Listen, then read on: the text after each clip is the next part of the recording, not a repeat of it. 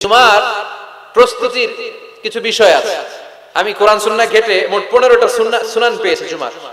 সুনানুল জুমা 15টা। কয়টা শুনবেন? অনেক রাত হয়ে গেছে। আল্লাহু আকবার। 11:45 বাজে আমার ঘড়িতে। শেষ করে দিব? আর কয়েক মিনিট শোনা যাবে?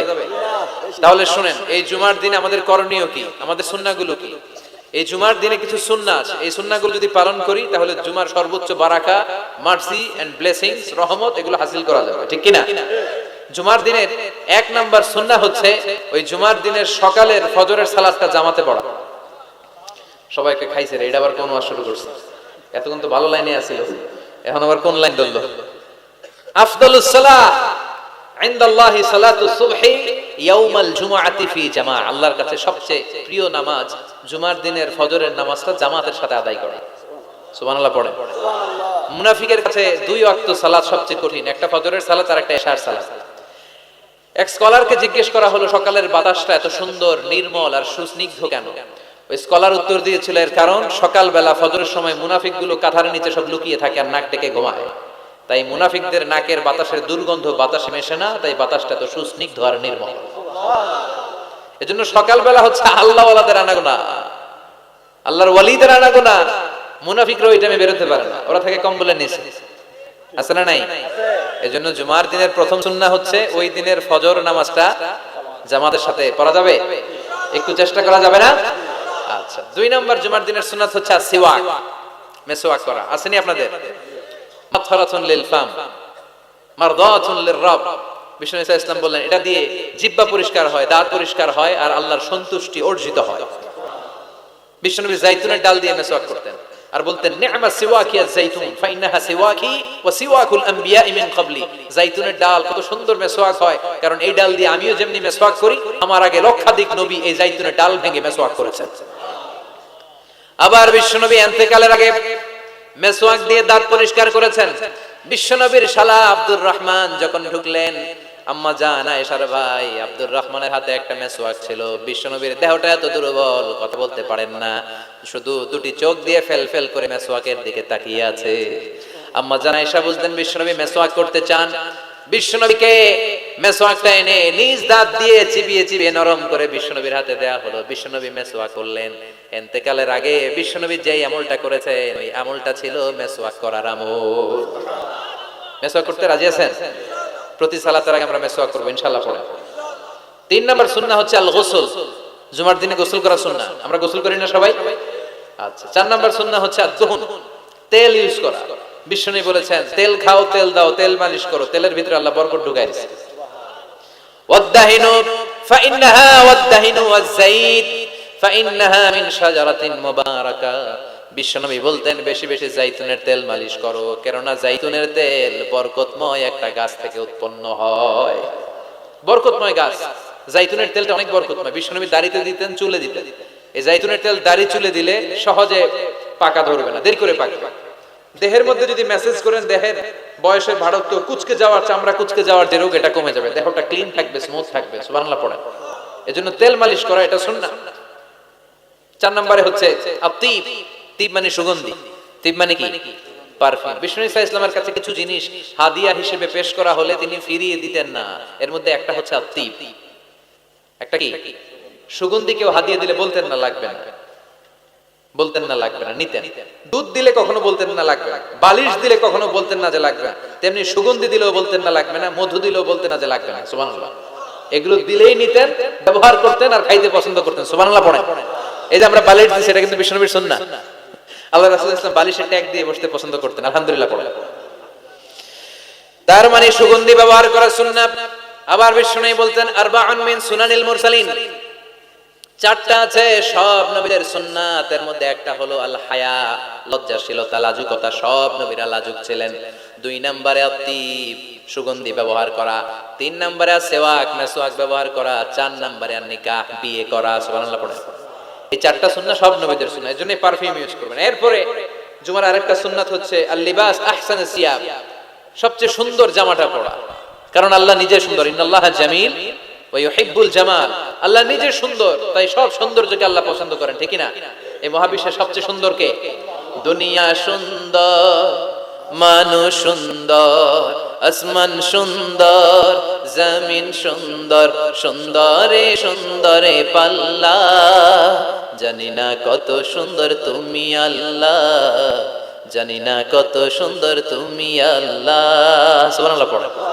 ইন্নাল্লাহা জামিল ওয়া ইউহিব্বুল জামাল, তিনি সুন্দর আর তিনি সৌন্দর্যকে পছন্দ করেন। বিষ্ণু ইসলাম ইসলাম বলেছেন ইন্নাল্লাহা ইউহিব্বু আইয়ারা আসারা নি'মাতিহি আলা আবদি, আল্লাহ তার বান্দার উপর তার নেয়ামতের বহিঃপ্রকাশ দেখতে পছন্দ করেন। আপনি যদি ধনী হন, আপনার ধনীর একটা প্রকাশ যেন আপনার দেহে থাকে, এতে কোনো সমস্যা নাই। আপনি হাজার কোটি টাকার মালিক, আপনি ছিঁড়া-পরা জামা পরছেন কেন? কিপটামি করতে বলছে কি আপনাকে?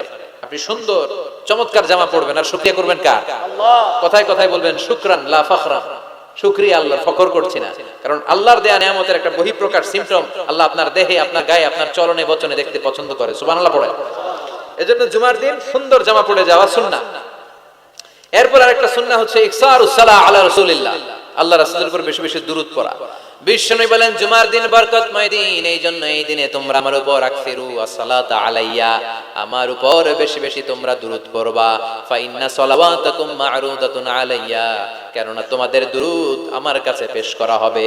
সাহাবারা বললেন কাইফা সালাওয়াতুনা মা'রুদাতুন আলাইকা ইয়া রাসূলুল্লাহ ওয়া ক্বাদ আরিমতা, ও নবী মরার পরে আপনি পচে গলে মাটির সাথে মিশে যাবেন, মিশে যাওয়ার পরে আমাদের সালাতগুলো কে আপনার কাছে পৌঁছাবে, কেমন করে পৌঁছাবে?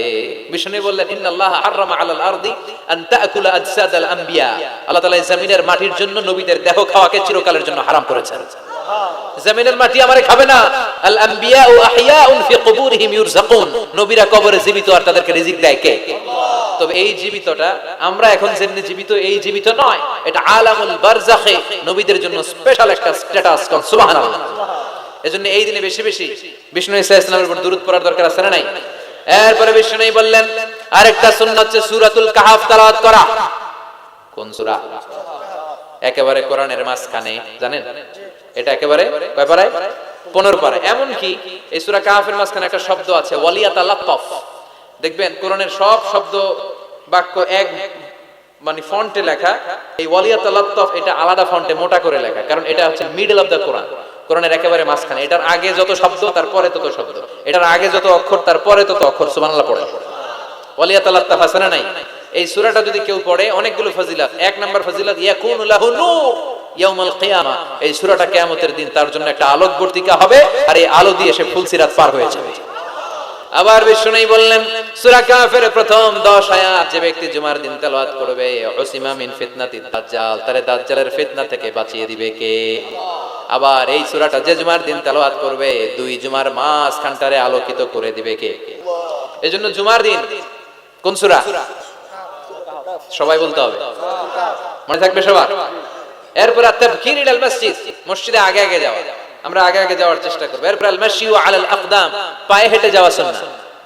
পায়ে হেঁটে, দূরের জায়গা হলে cycle, Honda, CNG, private car দিয়ে আপনি যেতে পারেন, সমস্যা নাই। যদি সুযোগ হয় পায়ে হেঁটে যাবেন, এটাতে সওয়াব বেশি না কম? এরপরে আদম তাখাত্তি রিকাবান নাস, মানুষের ঘাড় ডিঙ্গিয়ে যাওয়াকে বিশ্বনবী নিষেধ করেছেন। অনেকে আসে দেরিতে যেতে চায়, আগে আসে না নাই? জুমার দিন আসছে সবার শেষে, মানুষের ঘাড়টা ডিঙ্গিয়ে সামনের কাতারে যেতে চায়। এই মসজিদটা সবার, এখানে কাউকে কষ্ট দিয়ে ধাক্কা মেরে নিজের সামনে যাওয়া যাবে না। There is no difference between black and white, upper and lower, between the richer section of the society and poorer section of the society, between the prime minister, between the president and rickshaw puller, labor and factory worker. Everyone is completely equal, totally equal, 100% equal in the eyes of Islam. চিল্লায় ঠিক কি না? ইসলাম বলে সাদা কালোয় পার্থক্য নাই, ধনী গরিবে পার্থক্য নাই, প্রধানমন্ত্রী, প্রেসিডেন্ট, কুলিওয়ালা, ঠেলাওয়ালা, দিন মজুর, ফ্যাক্টরি ওয়ার্কারের মধ্যে পার্থক্য নাই। পার্থক্য এক জায়গায়, ইন্না আকরামাকুম ইনদাল্লাহি আতকাকুম, যার হৃদয়ের মধ্যে আল্লাহর ভয় বেশি সেই কিয়ামতের দিন হবে সেরা। ঠিক কি না? এজন্য মসজিদে সবার জন্য জায়গা সমান। আপনি কাউকে ডিঙ্গিয়ে ধাক্কা মেরে সামনে যেতে চাইবেন না। বিশ্বনবী জুমার খুতবা দিচ্ছেন, শুনতেছেন? জুমার খুতবা দিচ্ছেন, তিনি দেখলেন পেছন থেকে একজন সব সাহাবীদেরকে ঘাট ডিঙ্গিয়ে আসছেন। বিশ্বনবী বলেন এজলিস, বসো মিয়া, ফাকাদ আদাইতা ওয়া আনাইত, আসছো দেরি করে আবার সবার কষ্ট দিচ্ছ, আসছো দেরি করে আর কষ্ট দিচ্ছ সবাইকে। এজলিস, যেখানেই জায়গা পেয়েছো ওখানেই বসে যাও। এজন্য গ্যাপ পেলে যেয়ে বসবেন, কিন্তু ধাক্কা ধাক্কি করে জায়গা নাই, অন্যজনের কষ্ট দেওয়া যাবে না। এরপরে দুখুলুল মসজিদে রাকাতাইন, মসজিদে যখন প্রথমে ঢুকবেন তখনই 2 রাকাত পড়বেন। কয় রাকাত? ক্বাবলাল জুমা বাদাল জুমা নিয়ে অনেকে প্রশ্ন করে, খেয়াল রাখবেন ক্বাবলাল জুমা সহিহ সুন্নাহর আলোকে এটা অনির্ধারিত, এটা সুনির্ধারিত নয়। মা কুদ্দির এলাকা, আপনার যতটুকু সম্ভব হয় 2-2 করে আপনি মসজিদে গিয়েছেন, এখনো খুতবা শুরু হয় নাই, 2 রাকাত পড়লেন। দেখেন খতিব আসে নাই তো আরো 2 রাকাত পড়েন, খতিব হুজুর এখনো আসে নাই তো আরো 2 রাকাত পড়েন, 2 4 6 8 যত মনে চায় পড়েন। এটা অনির্ধারিত, 2 করে ইচ্ছামতো পড়বেন। আর বাদাল জুমা হচ্ছে 4 রাকাত পড়াশোনা। কয় রাকাত? যদি মসজিদে পড়েন, আর বাড়িতে যেয়ে বললে 2 রাকাত। বিশ্বনবী বাদাল জুমা যতবার মসজিদে নববীতে পড়েছেন 4 রাকাত, ঘরে পড়লে 2 রাকাত। সুবহানাল্লাহ পড়েন। ক্বাবলাল জুমা বাদাল জুমা ক্লিয়ার। এরপরে বিশ্বনবী বললেন আল ইনসাত ওয়া হুসনুল ইস্তিমা, যখন জুমার খুতবা চলবে কোনো কথা বলা যাবে না, কান দুইটা খরগোশের মতো খাড়া করে খুতবা শোনার দরকার আছে রাডাই। ইযা কুলতা, বুখারীর হাদিস, ইযা কুলতা লি সাহিবিকা ইয়াউমাল জুমআতি আমসিত ফাকাদ লাগাউতা, তুমি জুমার দিন খুতবা চলাকালীন সময়ে দুইজন কথা বলতেছে, তুমি যদি ওদেরকে থামতে বলে এই থামো, এটাও তুমি ভুল কাজ করছো। তুমি থামতে বলছো কেন? এই থামো বলে তুমি আরেকটা কথা বাড়াইছো, ঠিক কি না? এই থামো এটাও বলার দরকার নেই, ফাকাদ লাগাউতা, তুমি অনর্থক কাজ করেছো। এজন্য জুমার দিন খুতবা চলাকালীন pin drop silent, no talk, কোনো কথা বলা যাবে। এরপর তাহাউল মান গালাবা আলাইহি আন-নুআস মিন মাকানি, জুমার খুতবা শুনতে শুনতে যদি ঘুম আসে জায়গা চেঞ্জ করে ওযু করে মুখে পানির ঝাপটা দিয়ে অন্য জায়গায় বসা সুন্নাত। সুবহানাল্লাহ কইবেন না? কি সুন্দর ইসলাম। মাঝে মাঝে জুমার খুতবা শুনতে গেলে ঘুম আসে না নাই? জুমার দিন ঘুমাই নাই এমন কোন আল্লাহর ওলি আছে নাকি এই জায়গায়? আমি কত ঘুমাইছি ছোটবেলা, মসজিদে ঢুকলেই খালি ঘুম আসতো। সুবহানাল্লাহ কইবেন না? কারণ আমরা ঢোকার সময় কি পড়ি? আল্লাহুম্মা আফতাহ লি আবওয়াব রাহমাতিক, আল্লাহ রহমতের সব দরজা খুলে দাও। এত রহমত ঢালে, রহমতের ঠেলায় খালি ঘুম আছে না নাই? রহমতের বাড়ি ধারা ঝিরি ঝিরি যখন বর্ষিত হয় তখন আমাদের ঘুম চলে আসে। বিষ্ণু বলেছেন যার ঘুম চলে আসে সে যেন জায়গাটা চেঞ্জ করে অন্য জায়গায় বসে, কিংবা মুখে পানির ঝাপটা দিয়ে আসে, কিংবা আবার যেন ওযু করে নাশাতা তার প্রাণবন্ত একটা হৃদয় নিয়ে খুতবা শোনা শুরু করে দেয়। সুবহানাল্লাহ পড়ে। আবার বিষ্ণু বলেছেন নামাজ পড়ার সময় কারো যদি ঘুম আসে সে যেন ঘুমিয়ে নেয়। নামাজ পড়ছেন আবার ঘুমাচ্ছেন, বিশ্বনবী বলেন নামাজ চলাকালীন ঘুম আসছে নামাজ পড়বেন আগে ঘুমাবে, কারণ সে যদি ঘুমের ঝিমুনির মধ্যে থাকে আল্লাহর প্রশংসা করার পরিবর্তে সে আল্লাহরে গালি দিয়ে বসবে। করতেছে প্রশংসা চাইবে কিন্তু মুখ দিয়ে চলে আসবে কি? গালি। মানুষের চাহিদা, ডিমান্ড, হিউম্যান ডিমান্ডকে আল্লাহ কত গুরুত্ব দিয়েছে। আবার বিশ্বনবী বললেন ইযা জাআল আশা ওয়াল আশা মা'আন কদ্দিমুল আশা ক্বাবলা আল ইশা, এশা আশা দুইটা যদি একসাথে চলে আসে এশার আগে আশা খায়া ফেলাও। এশা মানে রাতের শেষ নামাজ, মানে এশার নামাজ। এশা মানে কি নামাজ? রাতের নামাজ। আর আশা মানে রাতের খাবার, সাফর অথবা ডিনার। রাতের খাবারকে আরবিতে কি বলে? আশা। আর এশার নামাজ আরবিতে কি বলে? এশা। তো বিশ্বনবী বললেন এশা আর আশা দুইটা যদি একসাথে আসে আগে আশা খাইয়া লও, পরে এশা বইরো। কারণ আশা থুইয়া আপনি বিরিয়ানির প্যাকেট থুইয়া যদি নামাজে দাঁড়াও মন চলে যাবে ওইখানে, কি আমি কি ঠ্যাং পাইলাম না রান পাইলাম, খাবার কি গরম না ঠান্ডা, আমার প্যাকেট আছে তো না নিয়ে গেল কেউ, টেনশন আছে না নাই? এজন্য এশা আশা একসাথে হইলে আগে আশা খাও। সুবহানাল্লাহ পড়ে। এরপরে বিষ্ণু বললেন বেশি বেশি দোয়া করবা। জুমার দিন দোয়া করলে কবুল করে কে? আল্লাহ। বিষ্ণু বলেছেন জুমার দিনে ইন্না ফিল জুমআতি সাআ লা ইওয়াফিকুহা আবদুন ইল্লা আ'তাহা, জুমার দিনে এমন একটা মুহূর্ত বা ক্ষণ আছে ওই মুহূর্তে যে যাই চাবে আল্লাহ তাই দিয়ে দিবে। নামাজের আগে কেউ বলেছে নামাজের পরে। সবচেয়ে গ্রহণযোগ্য মতামত হচ্ছে আসরের সালাতের পরে মাগরিবের আগ পর্যন্ত, বিশেষ করে ক্বাবলা গুরুবি শামস, সূর্য ডোবার আগের যে অন্তিম মুহূর্তটা, ওই মুহূর্তে আপনি আল্লাহর কাছে যাই যাবেন আল্লাহ তাই দিয়ে আপনাকে ধন্য করে দেবে। তাহলে জুমার দিনের গুরুত্ব আছে না নাই? এই সুন্নতগুলো পালন করা যাবে, আগে আগে জুমার নামাজে যাওয়া যাবে, জুমার খুতবায় অংশগ্রহণ করা যাবে তো। এই জুমার খুতবাগুলো নিজেদের জীবনের জন্য পাথেয় হিসেবে সংগ্রহ করতে হবে। আর খতিব সাহেব যারা আছেন তারা কনস্ট্রাকটিভ গঠনমূলক উপায়ে এই জুমার খুতবা দ্বারা সমাজটাকে আলোকিত করবেন। আমরা যেন কোরআনের আলোকে নিজেদেরকে আলোকিত করতে পারি, সমাজটারে আলোকিত করতে পারি, গোটা বিশ্বটারে আলোকিত করতে পারি। আল্লাহ তুমি তৌফিক দাও। আরো জোরে পড়ি আমিন। যতগুলো কথা বলেছি কোরআন সুন্নাহর আলোকে বলেছি, বানিয়ে কিছু বলি না।